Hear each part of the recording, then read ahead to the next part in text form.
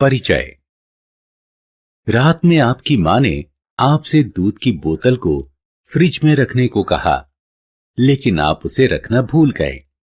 अगली सुबह आप देखते हैं कि दूध खराब हो चुका है। क्या आप खराब दूध से बढ़िया दूध को वापस प्राप्त कर सकते हैं? जी नहीं। तो आइए ऐसे ही परिवर्तनों के बारे में इस पाठ में जानें। उद्देश्य। इस पाठ के अंत में आप निम्न करने में सक्षम हो जाएंगे।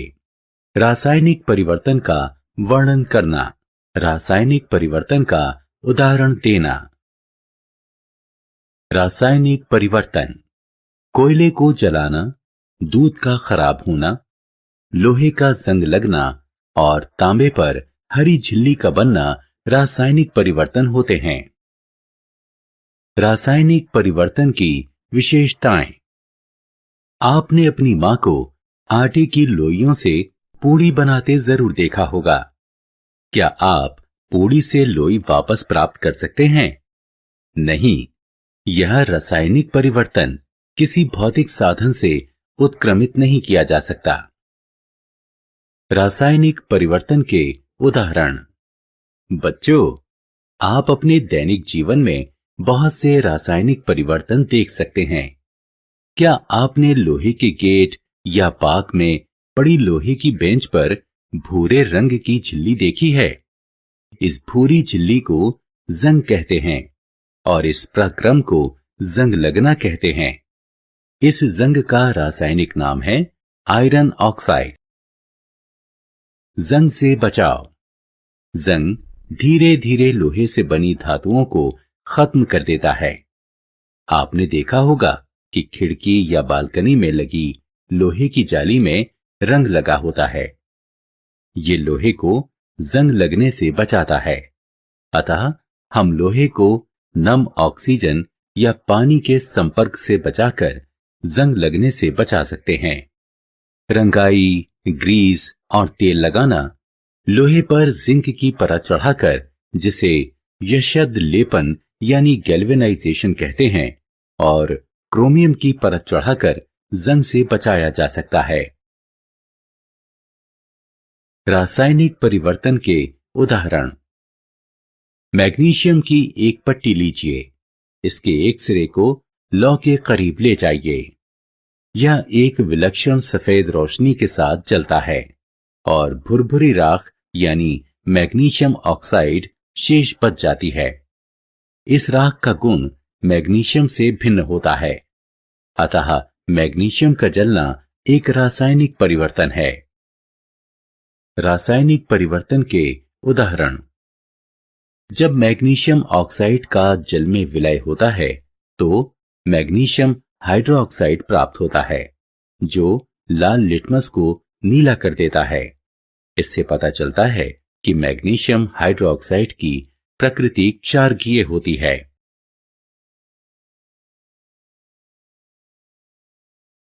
रासायनिक परिवर्तन के उदाहरण।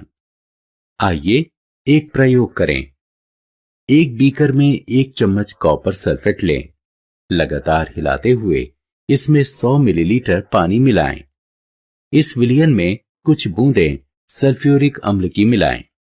आपको नीले रंग का एक विलयन मिलेगा। इसमें लोहे की एक कील डालें। कुछ समय बाद विलयन का रंग हरा हो जाएगा और लोहे की कील पर भूरे रंग की एक परत चढ़ जाएगी।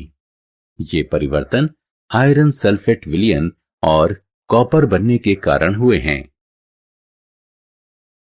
रासायनिक परिवर्तन के उदाहरण। छात्रों, सिरका और बेकिंग सोडा हमारे रसोई में आसानी से प्राप्त हो जाते हैं। एक प्याले में थोड़ा सा सिरका लीजिए। इसमें 1 चुटकी बेकिंग सोडा मिलाइए। आप फुसफुसाहट की आवाज सुनेंगे और इससे बुलबुले बाहर आते देखेंगे। इससे उत्पन्न हुई गैस कार्बन डाइऑक्साइड है।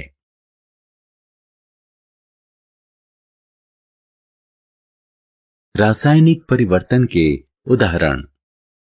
उपरोक्त प्रयोग में यदि कार्बन डाइऑक्साइड चूने के पानी से गुजरती है तो चूने का पानी दूधिया हो जाता है। रासायनिक परिवर्तन का प्रयोग।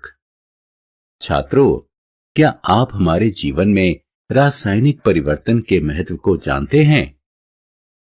ये अयस्क से धातु निकालने, दवाइयों के निर्माण, कृत्रिम और उपयोगी वस्तुएं जैसे साबुन और प्लास्टिक, फाइबर, खेती के लिए खाद और कीटनाशक में उपयोगी है। सारांश। आइए हमने जो कुछ सीखा है उसे संक्षेप में दोहराएं। रासायनिक परिवर्तन के दौरान नया पदार्थ बनता है जिसके गुण मूल पदार्थ से सर्वथा भिन्न होते हैं। लोहे का जंग लगना ऑक्सीजन और जल की उपस्थिति में होता है। जंग का रासायनिक नाम हाइड्रेटेड आयरन ऑक्साइड है। मैग्नीशियम ऑक्साइड का जल में विलय होने पर मैग्नीशियम हाइड्रोक्साइड का निर्माण होता है, जिसकी प्रकृति क्षारकीय होती है। कार्बन डाइऑक्साइड चूने के पानी को दूधिया कर देता है।